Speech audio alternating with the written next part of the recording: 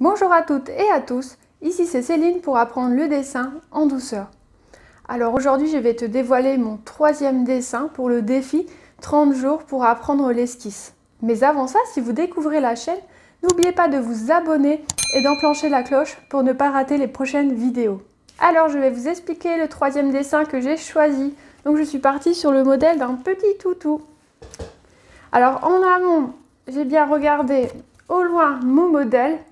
J'ai repéré les zones de vide et les formes géométriques pour venir tracer ce modèle. Donc là, c'est assez facile en fait quand on regarde bien ce modèle. Pourquoi? Parce qu'on voit qu'il est bien axé en fait.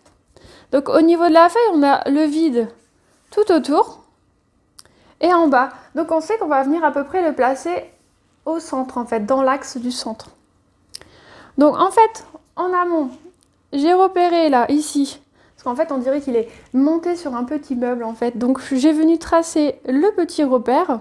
Donc bien sûr on visualise le vide en bas jusqu'ici et le vide qui est en haut pour tracer notre premier repère.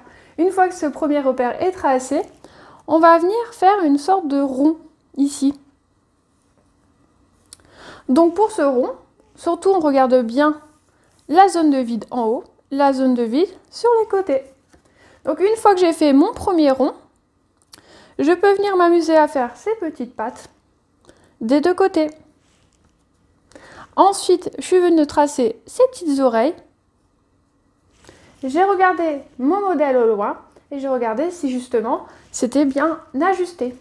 Donc comme ça, en fait, on aura tout de suite les bonnes proportions. Donc au niveau de son petit naseau, là, ces petites narines là, donc je me suis un petit peu repérée. J'ai fait en fait, ici on voit qu'il y a un petit cercle en fait au niveau de son nez et de sa bouche.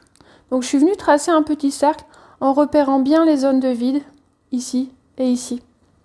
Et comme ça, à l'intérieur de ce petit cercle, on peut venir tracer notre truffe et ainsi ne pas se tromper sur la zone de cette truffe et aussi un peu le volume de notre petite truffe. Pour les yeux, c'est pareil en fait. Donc on peut regarder un peu l'axe au niveau des oreilles. Donc on voit qu'au niveau des oreilles, en fait, on peut venir tracer un premier trait au-dessus, donc pour l'horizon, et un trait en dessous pour venir vraiment s'axer. Une fois que c'est fait, en fait, on peut venir repérer la zone de vide ici, au milieu, sur les extérieurs, et ainsi on aura le placement de l'œil. Une fois que c'est fait, donc là après il ne nous reste plus qu'à faire les petits détails, les petites zones à venir faire. Donc là c'était un modèle pour ma part assez simple par rapport aux deux premiers modèles. Donc c'est ça qui est agréable quand on repasse sur des modèles assez simples, c'est qu'on va assez vite et on est plutôt content de soi. Donc voilà, donc une fois que c'est fait, donc encore une fois on prend le temps de regarder son modèle au loin. On le rapproche et on voit justement s'il faut réaxer. Une fois qu'on a la bonne proportion, qu'on sent qu'on est bien, là on va pouvoir venir vraiment détailler les petites zones, les petites griffes, les petits naseaux de ses narines, sa petite bouche, les couleurs à l'intérieur. Donc ce qui est pas mal, c'est en fait quand il y a des liserés de couleurs, ça nous permet vraiment de détailler étape par étape et d'être bien proportionné sur notre modèle. Donc voilà, donc sur les zones de poils, qui étaient un peu plus claires, en fait, en amont, je viens faire une première couche griffonnée, ensuite estompée pour avoir un petit peu cet effet un petit peu grisâtre et blanc. Donc je laisse quelques zones un peu blanches pour la lumière.